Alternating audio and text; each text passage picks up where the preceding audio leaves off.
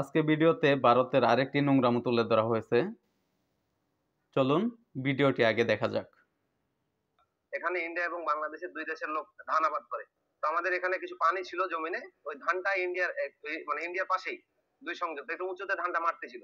মারার সময় বাংলাদেশি দুজন কৃষককে ইন্ডিয়ান বিএসএফ আসে ধরে নিয়ে যায়। আর তার পরবর্তীতে এখন আমাদের বিজিবি ফ্ল্যাগ মিটিং করেছে, তারা এখন পর্যন্ত ফেরত দেয়নি এবং তেমন কোনো কিছু দেখুন, বাংলাদেশের দুইজন কৃষক তাদের নিজের জমিতে কাজ করছে, অপরদিকে ভারতের দুইজন বিএসএফ এসে বাংলাদেশের কৃষক দুজনকে উঠিয়ে নিয়ে যায়।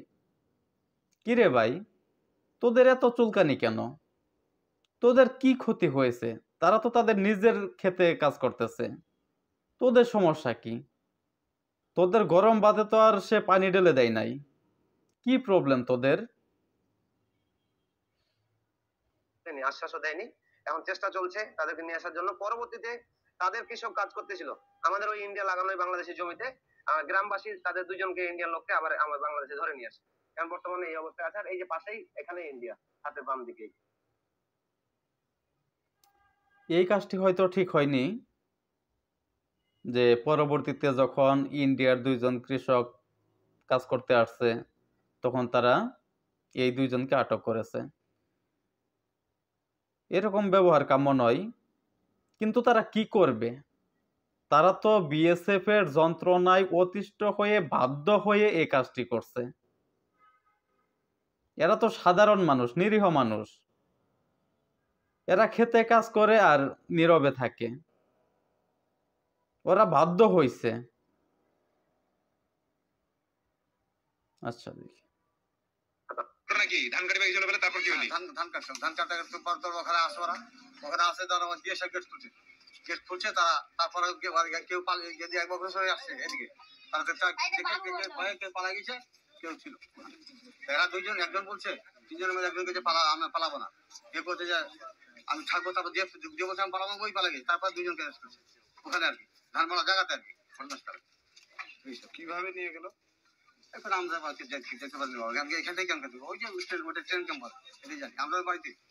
এদের আসলে কিচ্ছু বলার নাই, কিচ্ছু বলার থাকে না, কারণ এরা এতই খারাপ, নিকৃষ্ট, মানে অমানুষ। আরে ভাই, সীমান্ত দুটি দেশের সীমান্ত একটাই, ঠিক আছে, ঠিক আছে, ওখান দিয়ে কাঁটাতারে বেড়া নাই। কাঁটাতারে বেড়া নাই বলে এরা তো আর গরু ছাগল না যে এরা কিছু বুঝলো না। এক দেশের সীমান্ত পেরিয়ে অন্য দেশে চলে গেল। তো ওই রকমও যদি হইতো যে সীমান্ত পেরিয়ে তোদের ওখানে চলে গেছে, তোরা গুলিও করতে পারিস বা ধরে নিয়ে আটক করে রাখতে পারিস, কিন্তু তো ওরা তো তোদের সীমান্তে ঢুকে নাই রে ভাই। এই বিষয়গুলো আগে ছিল না, ঠিক আছে, আগে ছিল না। সরকার পরিবর্তন হওয়ার পরে এরা এমন ভাবে খেপেছে, মানে এরা জানোয়ার হয়ে গেছে, মানে ভোজমান জানোয়ার হয়ে গেছে। ভোজমান জানোয়ার কোনটা? ভোজমান জানোয়ারটা হচ্ছে যে আমার কাছে খাবার আছে, আমি আমারটা খাবো না, আমি অন্যেরটা আগে খাবো, অন্যেরটা আগে শেষ করব। তো এটা হলো ভোজমান জানোয়ার। তো এইরকম জানোয়ার হয়ে গেছে এরা। আল্লাহ পাক জানে কবে এরা হিদায়াত হবে, আদৌ হবে কিনা তাও জানি না। তবে আপনারা সবাই মনে প্রাণে দোয়া করেন আল্লাহ পাক যেন তাদের হেদায়েত করে, মানুষ হিসেবে যেন সমাজে আবার বিচরণ করতে পারে। সকলকে ধন্যবাদ ভিডিওটি দেখার জন্য। এ ব্যাপারে আপনার যদি কোনো মতামত থাকে কমেন্টে জানিয়ে যাবেন, আর ভিডিওটি ভালো লাগলে একটা লাইক দিয়ে যাবেন। আল্লাহ হাফেজ।